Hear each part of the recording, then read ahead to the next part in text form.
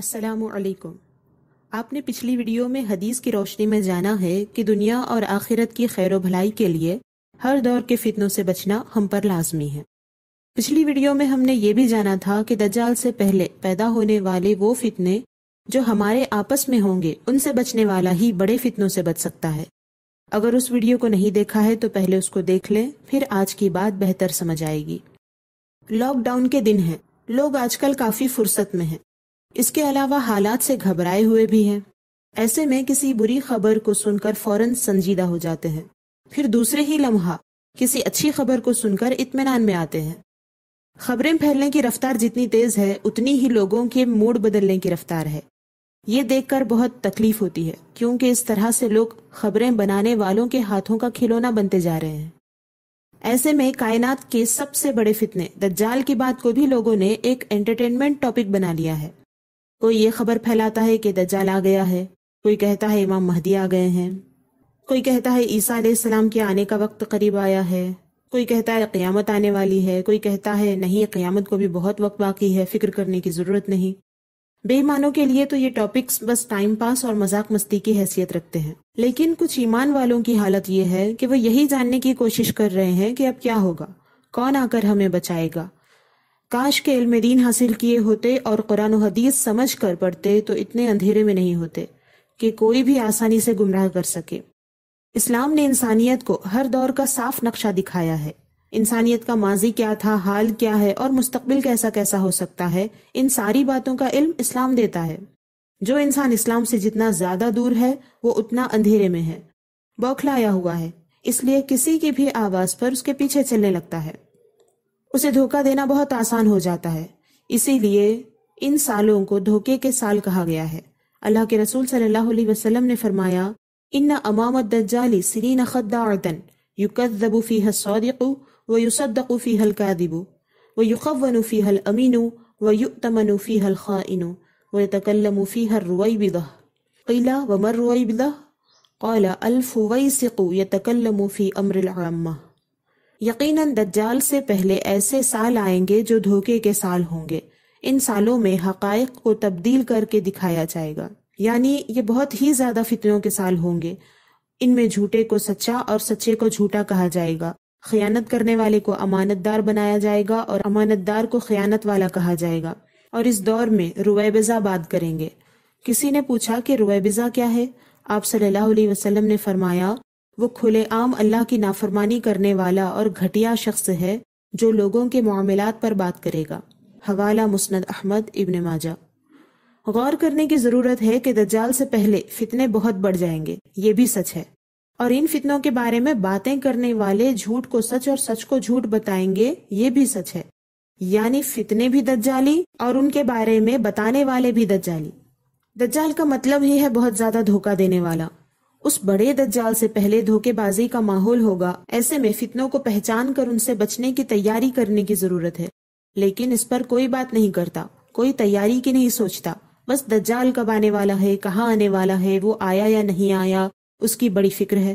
اپنی ہی زندگی کو تماشے کی طرح دیکھ رہے ہیں کہ اب ہماری زندگی کے ساتھ کیا ہوگا، یہ دوسروں کی خبروں میں دیکھنا چاہتے ہیں۔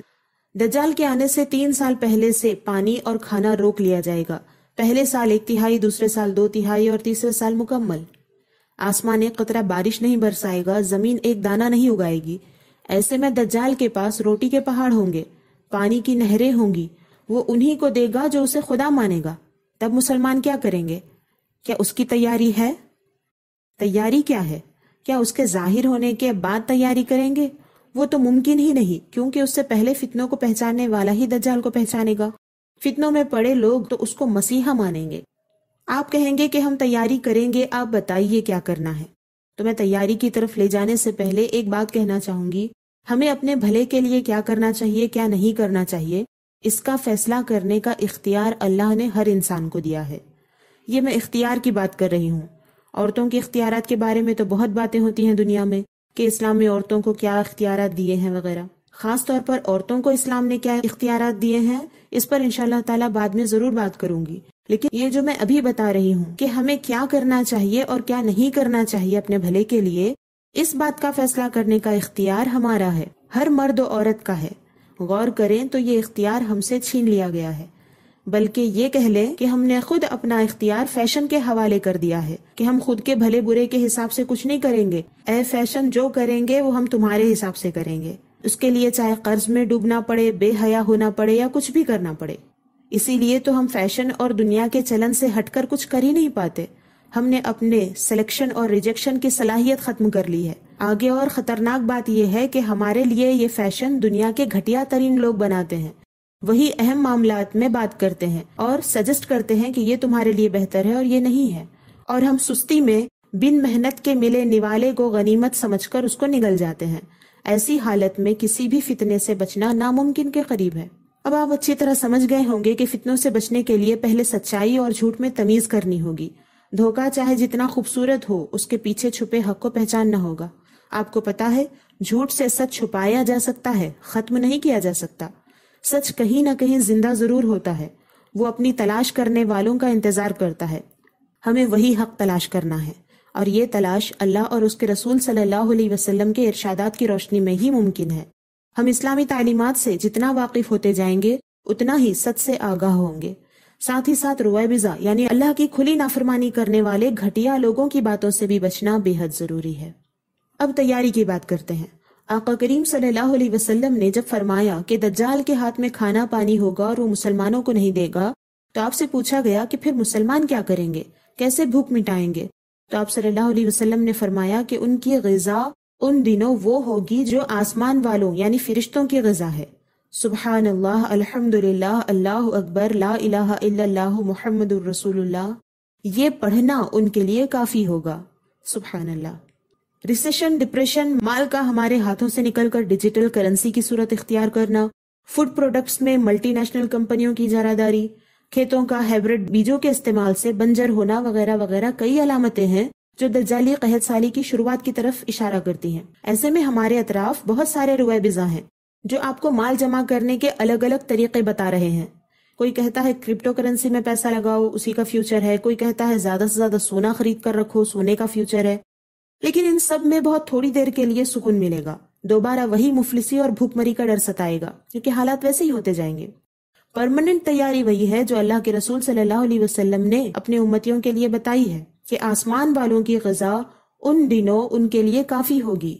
ہاں، لیکن یہاں خوش ہونے کے ساتھ ساتھ ایک کڑی شرط پر بھی بھرپور نظر رکھیے کہ یہ غذا مسلمانوں کے لیے ہوگی۔ پہلے مسلمان تو رہ جائیں، پھر ضرور اللہ کی مدد آئے گی، جبکہ ہماری حالت یہ ہے کہ گھر بھر کر فتنوں میں جی رہے ہیں۔ گھر کی کیا بات، خود اپنا وجود کئی طرح کے فتنوں کا شکار ہے۔ ایسے میں صرف خوش ہونے سے فائدہ نہیں، باہری خبروں اور خواہشات سے دل دماغ کو بچا کر اصل چیز میں لگانے کے لیے تیار ہو جائیے اور خود کو فتنوں سے بچانے کے لیے محنت کیجیے۔ آج میرا ارادہ تھا کہ انہی فتنوں میں سے ٹاپ 10 فتنوں کی لسٹ بنا کر دکھاؤں جو فتنے ہمارے گھروں میں گھسے ہوئے ہیں اور انسانوں کے وجود میں گھسے ہوئے ہیں۔ لیکن پھر خیال آیا کہ ہمارا چینل جن عنوانات پر ویڈیوز بنا رہا ہے، دیگر خبروں کی طرح ان کو بھی شاید ایک تفریحی خبر کی طرح سنا جا رہا ہو، جس کے بعد ہو سکتا ہے کہ رویبضہ کی باتوں میں آ کر ذہن بھٹک جائے، اس لیے پہلے ان کی پہچان کرانا ضروری سمجھا۔ انشاءاللہ اگلی ویڈیو میں ان ٹاپ 10 فتنوں کی لسٹ ہوگی جن میں پہلے سے ہم پھنسے ہوئے ہیں۔ جتنی جلدی اور جتنے بہتر طریقے سے ہم خود اپنے اندر موجود فتنوں سے نکل پائیں گے، اتنی جلدی ہم باہری فتنوں کو سمجھ پائیں گے اور باہری فتنے ہم پر اثر نہیں کر پائیں گے۔ ویڈیو کو آگے شیئر ضرور کیجیے تاکہ آخرت کی تیاری کے سفر میں اور لوگ بھی ہم سے جڑ سکیں اور اسلامی تعلیمات کی روشنی میں اپنی فکر و حالت کو سنوارنے میں ہماری مدد ان تک پہنچ سکے۔